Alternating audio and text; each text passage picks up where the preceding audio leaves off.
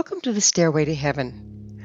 We're coming to you bringing insights into the ever-changing high-frequency currents now bathing the planet and their effect on us all, the source of vital information for the evolving human being. I'm Gwilda Wiyaka. The power of the integrated brain. The Stairway to Heaven episodes are designed to assist the process of navigating increasing ambient frequency while using it to evolve spiritually.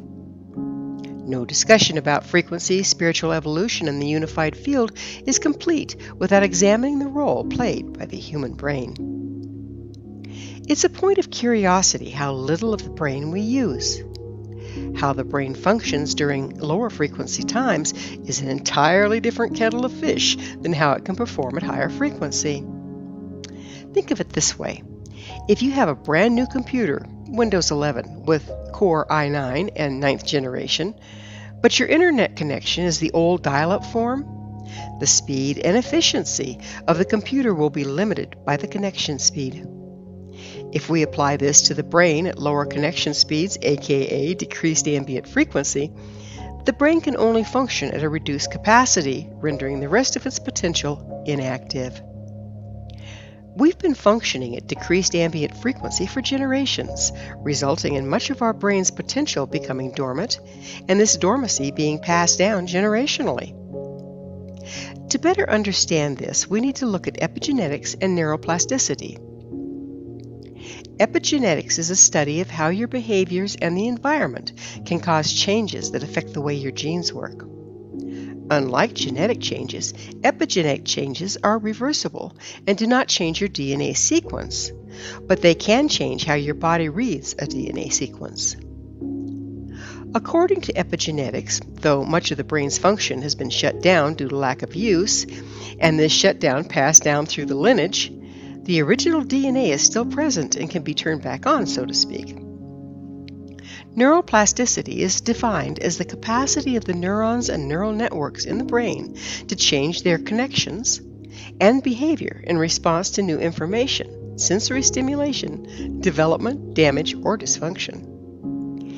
If we consider neuroplasticity, it becomes clear that should we start to use the heretofore dormant portions of our brain, it's possible to develop new connections and capabilities.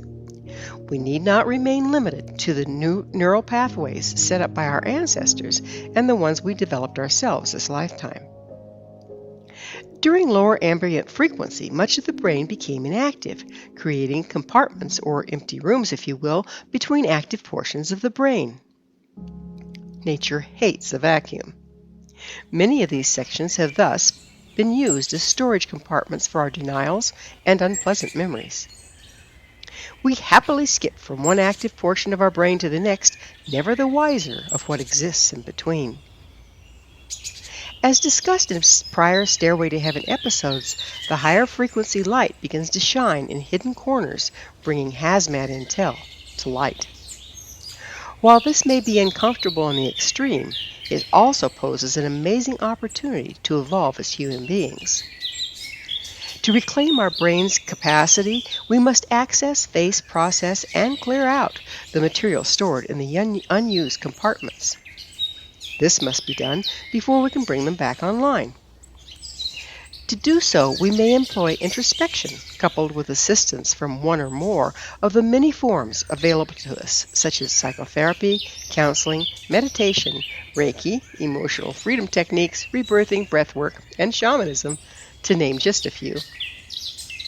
The first step in accessing and clearing unused compartments in our brain is to set the intent to do so. Never underestimate the power of intention. It can and will initiate change.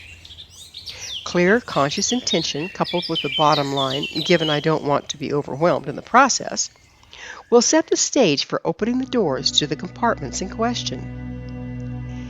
It's helpful if you also hold in mind what you would like to address first, be it a perceived limitation, reoccurring negative pattern, or a long-sought goal. Remember, you're free to choose where you focus your power and are much more effective if you do so consciously. Next, engage in some brutal, honest introspection. So often, anytime we start to encounter old stored emotions and memories, we'll immediately go into avoidance, slam the compartment door shut, and go on about our business rather than face the unpleasantness. The old hazmat material was usually stored when we were young with fewer resources than we now have. At the same time, the emotions stored with the memories are that of an overwhelmed, traumatized child, and not the way we'll experience the memory now as an adult. When hit with overwhelming emotion, rather than slamming the door, pretend you're talking to the child you were. Tell it you understand it was scary, but you're not a helpless child anymore. Give the child a mental picture of who you are now and the resources you have at hand that it did not have. Show it you can take care of yourself. Then ask it to show you what it's afraid of. Often, you'll see things in your imagination in response to your question or start to have memories. Sometimes the child will speak to you in your mind's ear. Journal everything you experience. Once you have all the material written down, ask the child what gift it has. It'll say or indicate something like, "My right to not be hit and abused." Ask it if it would like to leave that compartment and come live with you now. They usually are very willing to do so. In your imagination, envision the child melting into your heart. In the lack of the right not to be hit and abused, a person is hit and abused repeatedly throughout their lifetimes. Once these children are reclaimed and integrated, you may find repeating patterns of abuse resolving, as you now have the gift to avoid drawing them in. In effect, you've regained your natural right to repel abuse. This self-healing process is for smaller issues. If at any time in the process you feel overwhelmed, stop and seek help from a professional. There's a shamanic spiritual healing form known as soul retrieval that can be very useful in bringing back these isolated and compartmentalized children, complete with their gifts. If the issues are especially traumatic, it's best to couple shamanic healing with counseling or psychotherapy. As always, seek out well-trained, reputable practitioners. Another thing residing in the spaces between our conscious awareness are the negative stories we tell ourselves, whether about ourselves, internalization, or about others, projection. These stories run in old neurological pathways and set the tone for our lives. We are powerful co-creators. What we think or imagine sets up the matrix at the quantum level for our reality to form around. If we have negative thoughts bouncing around in our neural pathways, we're bound to create them. If instead we clear the negative messaging and replace it with positive thoughts of what we want to manifest, epigenetics and neuroplasticity go to work. They're fully capable of turning on new capabilities and developing new neural pathways to replace those old ruts. If we're vigilant about erasing negative messages when they come up and replacing them with positive thoughts, new neural pathways are soon built and our entire reality can change for the better very quickly. To do this, one must pay attention to what's going on in one's mind and write down every negative message that comes up. I'm ugly, I'm sick, I don't have enough money, no one loves me, I'm bound to fail, and so on.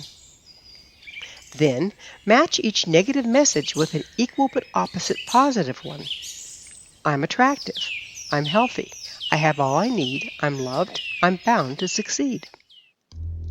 Every time you have a negative thought, immediately say, "That's not true, I'm healthy," or whichever counter statement applies.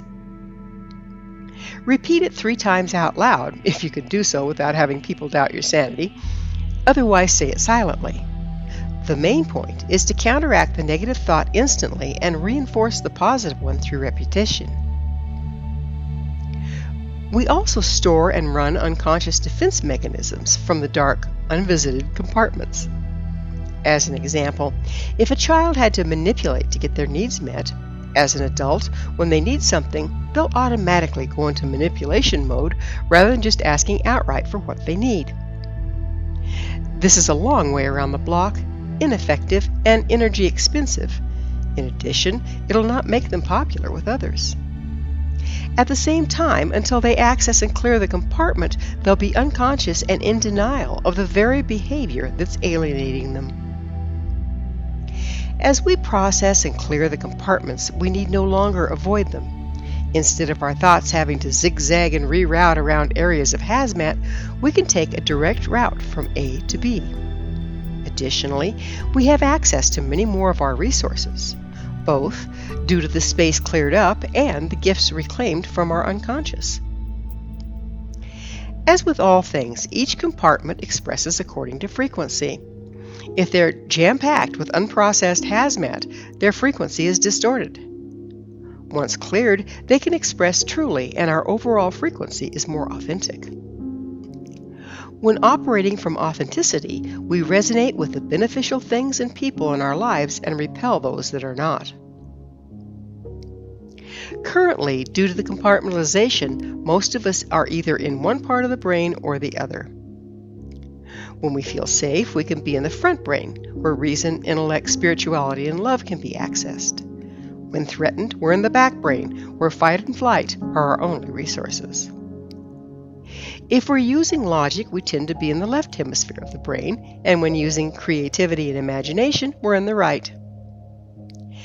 As we become more integrated, we can reside in the whole brain and have access to all of our resources at once.